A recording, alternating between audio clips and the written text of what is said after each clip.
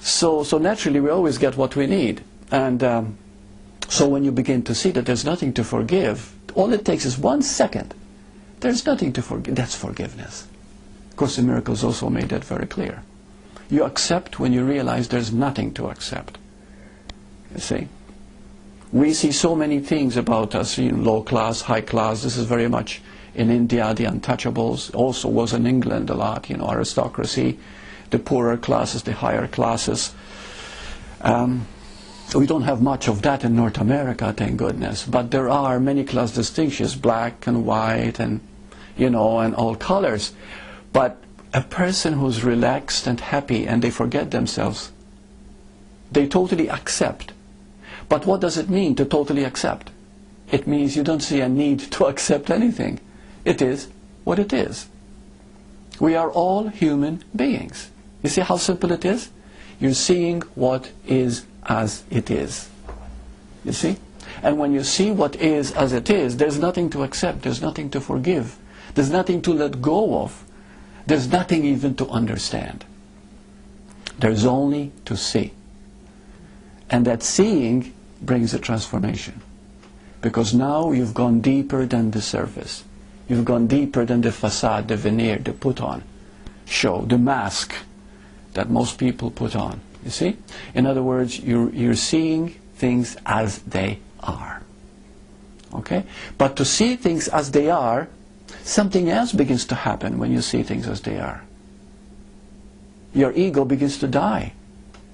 Because you cannot keep believing in your prejudice, in your bigotry, because we've all been raised up one way or another. Let's face it, we all have had some prejudice against this or that.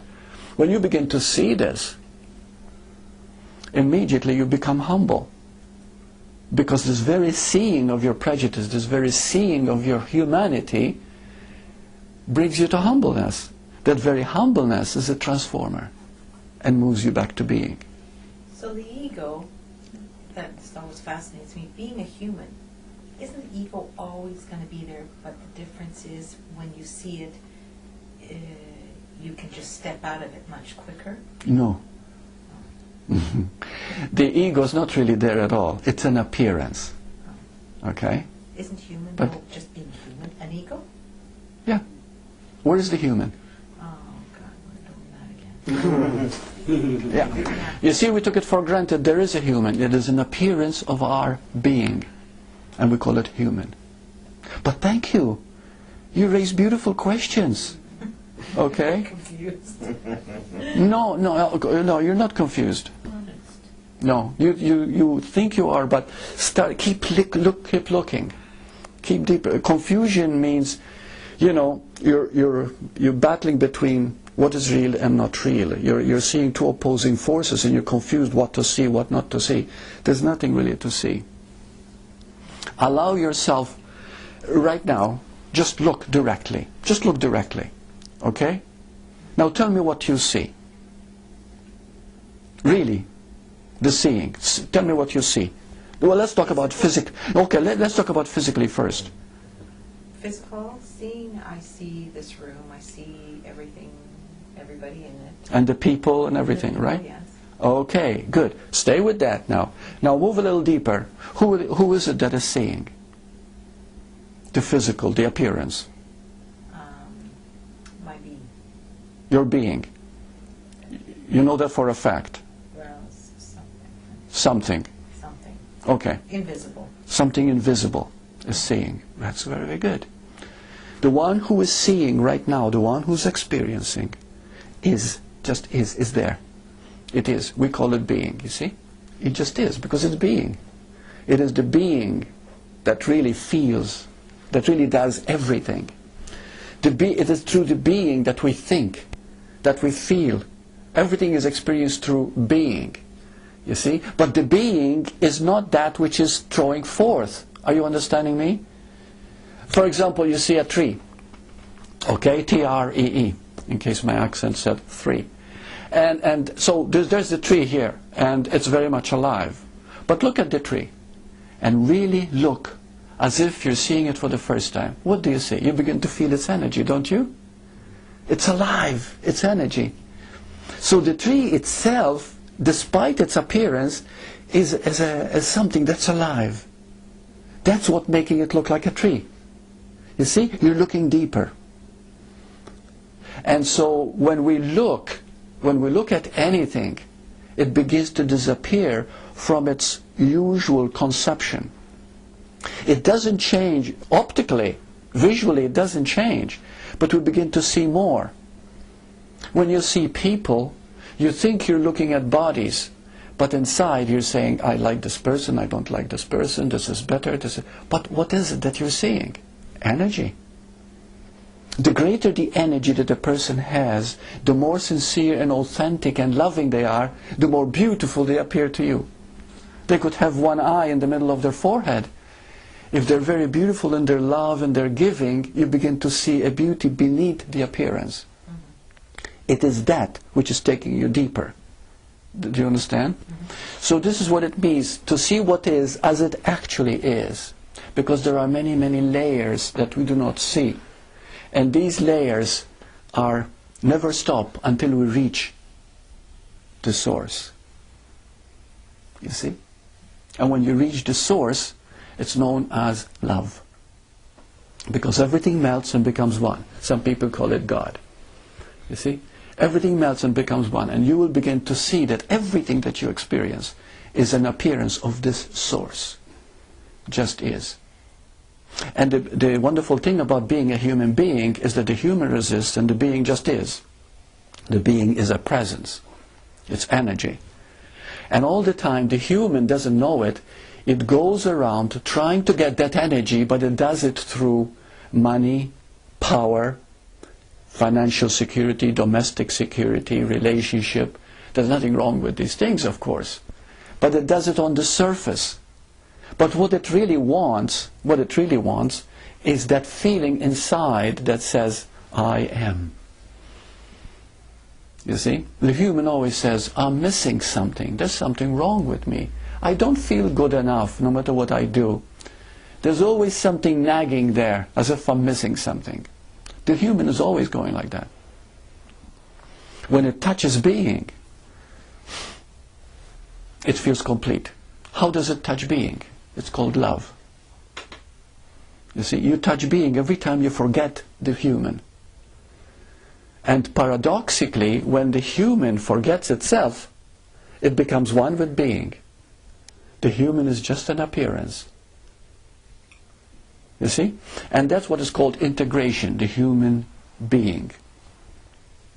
The being is.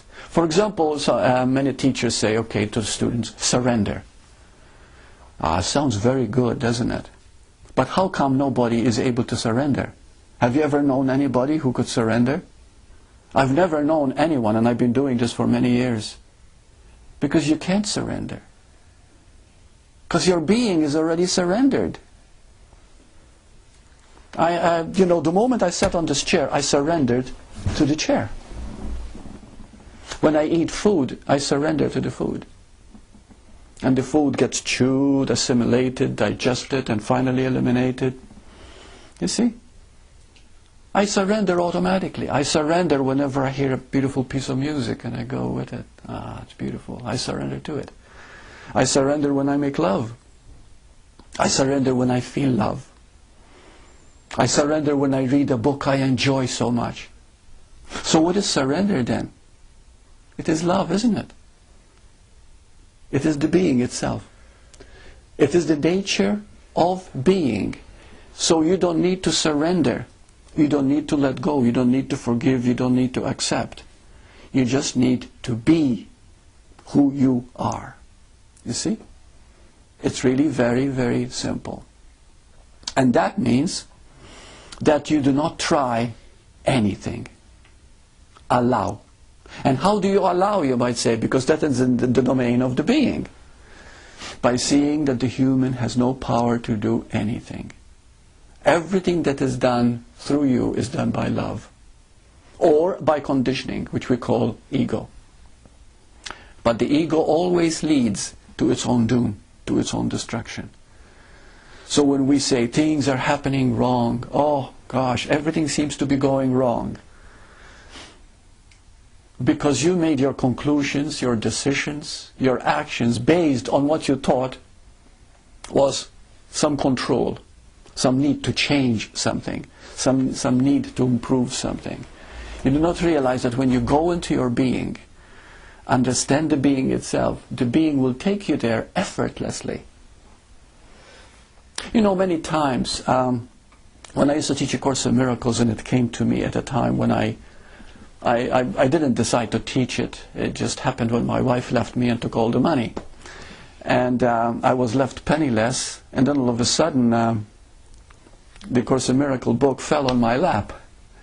It was on the shelf, and I leaned back, fell on my lap, and it opened up on page 4 in the teacher's manual, and it says, when the teacher is ready, the students will appear.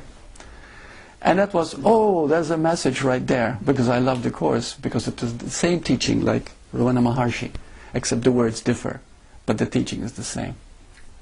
And since it was, most people were interested in A Course in Miracles, then it was a natural thing just to start talking about it. So anyway, so did I do it? No. It was a message from being, you see?